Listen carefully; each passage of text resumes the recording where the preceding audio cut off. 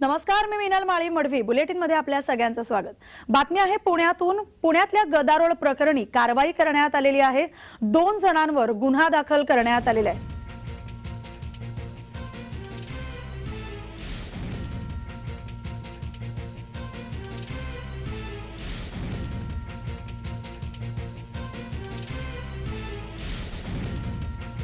पुण्यातल्या गदारोळ प्रकरणी 2 जणांविरोधात गुन्हा दाखल करण्यात आलेला आहे।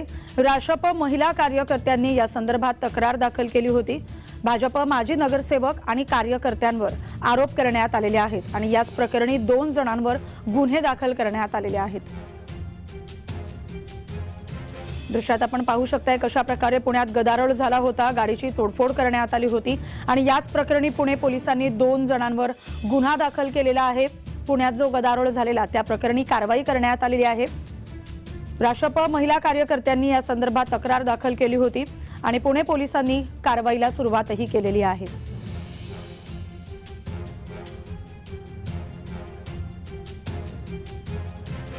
आमचे प्रतिनिधी रोहन कदम आपल्या सोबत दूरध्वनीवरून जोडले गेले आहेत। रोहन, पुण्यात जो गदारोळ झाला होता त्या प्रकरणी आता 2 गुन्हा दाखल करण्यात आलाय। कोण आहेत हे दोघे आणि पुढची कारवाई कशा प्रकारे सध्या होते? खरं तर 2 गुन्हे दाखल करण्यात आलेले आहेत। पर्वती पोलीस स्टेशन मध्ये कालच्या या सगळ्या गदारोळानंतर 2 विविध गुन्हे जे आहेत ते दाखल करण्यात आलेले आहेत आणि अनेक आरोपींवरती याचा ठप्पा जो आहे तो ठेवण्यात आलेला पाहायला मिळतोय। खरं तर मोदी विरोधांची जी सभा होती आणि त्या सभेमध्ये जो काही गदारोळ झाला तो संपूर्ण महाराष्ट्राने पाहिलेला आहे आणि या गदारोळानंतर राष्ट्रपच्या महिला कार्यकर्त्यांनी मारहाण झाल्याचा आरोप जो आहे तो पर्वती पोलीस स्टेशन मध्ये प्रथमतः केलेला पाहायला मिळाला। रात्री 2-2:30 वाजेपर्यंत राष्ट्रपचे सगळे कार्यकर्ते त्यांच्या शहराध्यक्षांसह ठिय्या मांडून बसलेले होते। जोपर्यंत गुन्हा दाखल होणार नाही तोपर्यंत आम्ही इथून हलणार नाही अशा प्रकारची भूमिका या राष्ट्रपच्या कार्यकर्त्यांनी घेतलेली होती। महिलेला मारहाण झाली आहे अशा प्रकारची त्यांची भूमिका होती आणि याच आरोपाखाली जवळपास 10 जणांवरती जे त्याच्या पहिला गुन्हा जो आहे तो रात्री नोंदवण्यात आला उशिरा।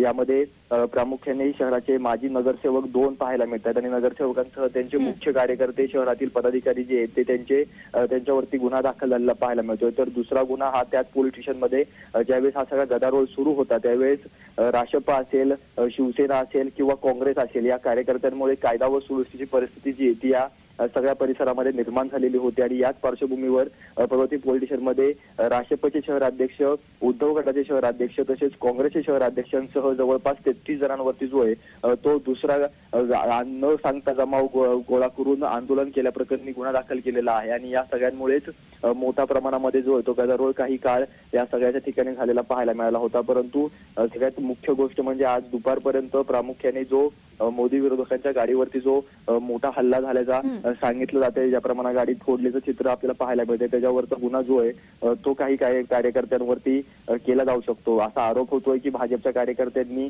ही गाडी जी आहे ती फोडलेली आहे। भाजपच्या कार्यकर्त्यांचं जे ओळख आहे ती पटवण्याचं काम सध्या सुरू आहे। अनेक सीसीटीव्ही फुटेजचा शोध घेतला जातो आणि तो देखील तिसरा गुन्हा आज दुपारपर्यंत जो आहे तो दाखल होण्याची शक्यता आहे। त्यामुळे प्रामुख्याने 2 मोठे गुन्हे जे आहेत ते काल पर्वती पोलीस स्टेशनच्या मध्ये मध्यरात्री जे ते दाखल करण्यात आलेले पाहायला मिळतात। या संदर्भात तुमच्याकडून आम्ही वेळोवेळी जाणून घेतच राहू। तुर्तास धन्यवाद तुम्ही दिलेल्या या माहितीसाठी।